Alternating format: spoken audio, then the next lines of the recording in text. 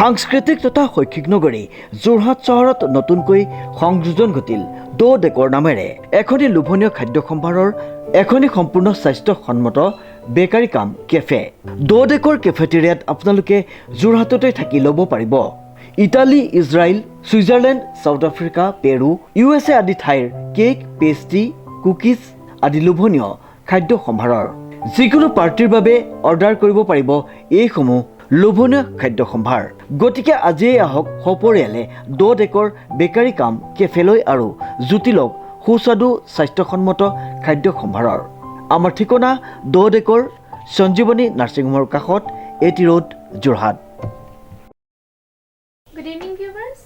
Welcome to News Now. In the studio, I am Alfil Hajorika. Let's see today's news. Tumak Adorisu, a unique initiative taken by Sinamora National School. A unique initiative by Sinamora National School. The Sinamora National School in Jorhat has taken a unique and heartwarming initiative to make the first day of school a memorable experience for its students.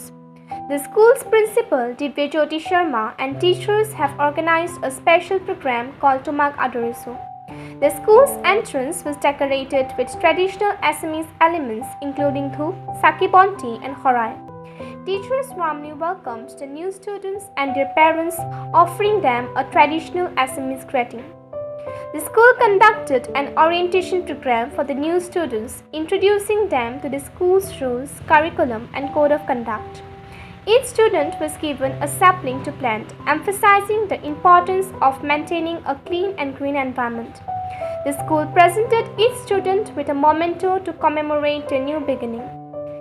The Tumak Adorisu program is not just a ceremony. It's an effort to instill a love for learning, affection for the school, and a sense of responsibility towards the environment in the young minds. The initiative has been well received by parents and education enthusiasts alike, setting a positive tone for the students' educational journey. কথাটো হৈছে কি চিনামৰা জাতীয় বিদ্যালয়ে আজি দীৰ্ঘদিন ধৰি নৱাগতসকলক আদৰণি জনাই আহিছে।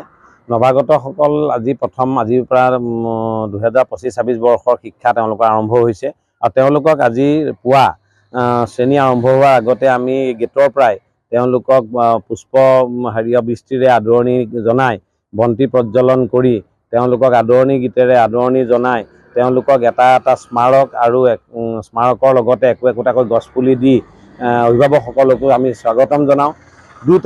আমাৰ ইয়াত দুটা কথা জড়িত আছে। এটা হৈছে এই যিসকল ছাত্ৰ ছাত্ৰীক চিনামৰা জাতীয় বিদ্যালয় বা জাতীয় শিক্ষাৰ লগত যুক্ত কৰিছে, ইয়াৰ জৰিয়তে এই অভিভাৱকসকলৰ জাতিৰ প্ৰতি থকা যিটো অৱদান সেইটো আমি তেওঁলোকক স্বীকৃতি হিচাপে দিছোঁ। আৰু লগতে কেৱল ভাষা শিক্ষাই নহয়, তেওঁলোকক আমি ইংৰাজী ভাষা, হিন্দী ভাষা, বিজ্ঞান, গণিত আদি সকলো শিকোৱাবৰ কাৰণে উপযুক্তভাৱে যে চিনামৰা জাতীয় বিদ্যালয় সাজু আছে, তাৰ কাৰণে তেওঁলোকক আমি আজি আদৰণি জনাই চিনামৰা জাতীয় বিদ্যালয় নামভৰ্তি কৰাৰ কাৰণে আচলতে আমি সকলোকে স্বাগতম জনাওঁ। দ্বিতীয় কথাটো হৈছে যে ইয়াৰ লগত থকা দ্বিতীয়টো হৈছে যে আমি একোটাকৈ গছপুলি তেওঁলোকক প্ৰদান কৰোঁ। সেই গছপুলিটো প্ৰদান কৰোঁ আমি চাচি গছৰ পুলি। সেই চাচি গছৰ পুলিটো যিমানে ডাঙৰ হৈ আহিব, এটা সম্পদ হিচাপে চাচি গছৰ পুলিটো থাকিব আৰু শিশুটোৰ এটা সম্পদ হিচাপে গঢ় লৈ উঠিব। ইয়াৰ জৰিয়তে যেতিয়ালৈকে গছপুলিটো লালন পালন কৰি থাকিব, শিশুটোৰ যেনেকৈ যত্ন ল'ব, গছপুলিটোৰ যত্ন ল'ব।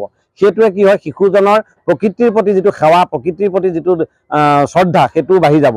তো সেইকাৰণে আমি প্ৰকৃতি শ্ৰদ্ধা, জ্ঞান শিক্ষাৰ শ্ৰদ্ধা, জ্ঞান মন্দিৰৰ শ্ৰদ্ধা, এই সকলোখিনি ইয়াৰ লগত আমি যুক্ত কৰি আচলতে এই আজি আদৰণি অনুষ্ঠানটো নতুন ছাত্ৰ ছাত্ৰীসকল তোমাক আদৰিছোঁ বুলি যিটো অনুষ্ঠান আমি উদযাপন কৰোঁ আৰু সেইটোৰ জৰিয়তে আজি আমি ইয়াত কৰিছোঁ। আমি আজি তাৰিখৰ পৰা আমাৰ নতুন ছাত্ৰ ছাত্ৰীসকলৰ ক্লাছ আৰম্ভ হৈছে।